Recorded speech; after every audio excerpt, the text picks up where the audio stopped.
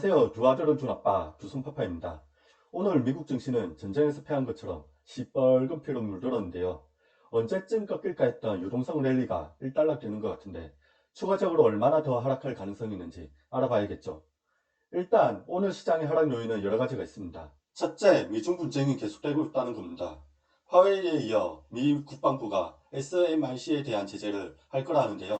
이로 인해 램 리서치가 9% 넘게 하락하는 등 반도체 장비 관련주들이 급락했습니다.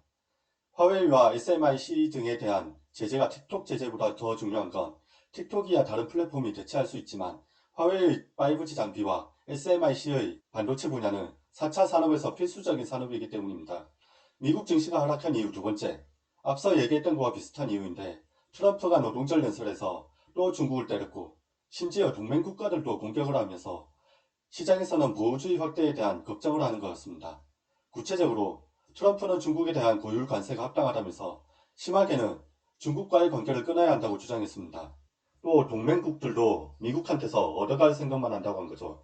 아무튼 이런 것들이 트럼프 재선에 도움이 될지는 모르겠습니다. 미국 증시가 하락한 이유 마지막, 소프트뱅크 손 회장님의 대량 옵션 구매가 트리거가 된 것 같습니다. 시장에서는 나중에 옵션을 처분할 때 변동성이 확대될 거라 미리 걱정을 하는 것 같습니다. 선물 옵션 만기일 때 우리나라 증시가 변동성 큰 거와 같은 논리라 볼 수 있죠.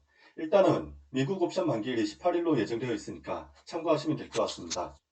좋은 뉴스도 하나 있었는데 시장에서 묻힌 것 같습니다. 공화당 상원대표가 이번 주에 추가 부양책 관련해서 표결할 계획이라고 하는데요. 민주당은 여전히 공화당의 부양책 안건에 대해 반대하는 입장이어서 표결 통과는 쉽지 않을 걸로 보입니다. 참고로 테슬라는 지난주 금요일에 S&P 500 지수 편입에 실패했었는데요. 결국 투자자들의 심리가 무너진 것 같습니다. 어제 테슬라는 무려 21% 넘게 빠졌는데요. 한국으로 치면 거의 하한가를 맞은 거죠. 유럽 쪽은 미국 쪽의 나쁜 뉴스에도 영향을 받았지만 개별적으로 나쁜 뉴스도 있었습니다. 사실 이게 시장에 얼마나 영향을 줄까 싶지만 그래도 한번 짚고 넘어가야 할 것 같아서 말씀드립니다. 영국과 EU가 무역협정 관련 내용을 포함하는 8차 미래관계 협상을 8일부터 시작했는데요. 영국 쪽 협상 대표인 데이비드 프로스트가 노딜 브렉시트를 언급을 했답니다. 이로 인해 파운드화는 하락했었는데요. 영국 증시는 프랑스나 독일보다는 덜 빠졌는데 이와 관련한 시장의 해석도 다르고 저도 아직까지는 브렉시트가 영국 내부적으로나 글로벌로 어떤 영향을 미칠지 판단하기는 쉽지 않습니다. 이거는 계속 팩트를 체크하면서 시장의 반응을 보는 게 정답을 찾아가는 가장 빠른 길이 아닌가 싶고요. 어제 국제 유가는 추가적으로 더 하락했고요. 빅스 지표는 당연히 올랐습니다. 단기적으로 여전히 리스크는 적지 않다고 보시면 되고 증시 하락에 대한 방어적인 투자가 필요하다는 얘기입니다. 일반적으로 안전자산으로 취급이 되는 달러 인덱스와 금 가격이 같이 올랐습니다. 원래 금은 달러로 표시되는 자산이라서 달러 인덱스와는 방향이 반대라고 보시면 되는데 그만큼 안전자산에 대한 수요가 많았다고 보시면 되겠죠. 이제 투자자들이 알아둘 필요가 있는 내용을 추가로 말씀드릴게요. 먼저 앞서 얘기했듯이 한국은 목요일이 내일 선물 옵션 만기일입니다.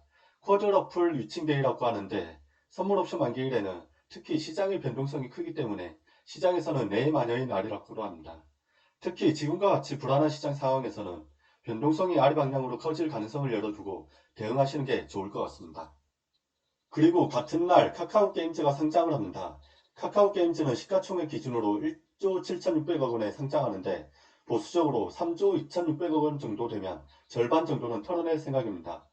여러 투자 전략 관련해서는 텔레그램 채널에서 가장 빨리 공유하니까 텔레그램도 같이 구독해주세요. 당연히 유튜브 채널도 좋아요와 구독 눌러주시는 거 잊지 마시고요. 그리고 애플이 이벤트 초대장을 발송했는데요. 아마도 15일에 신제품을 공개하지 않을까 싶습니다. 가장 중요하게 보고 있는 건 과연 애플이 초고속 5G 모델을 출시하는지 여부입니다. 참고로 삼성전자는 초고속 5G 모델을 미국에서만 판매하는 걸로 알고 있습니다. 그 이유가 우리나라에는 통신망이 아직 충분히 구축되지 않았기 때문이라고 하네요. 그럼 오늘 투자 관련한 소식은 여기까지 전하겠습니다. 오늘도 기분 좋은 하루 되시길 바랍니다.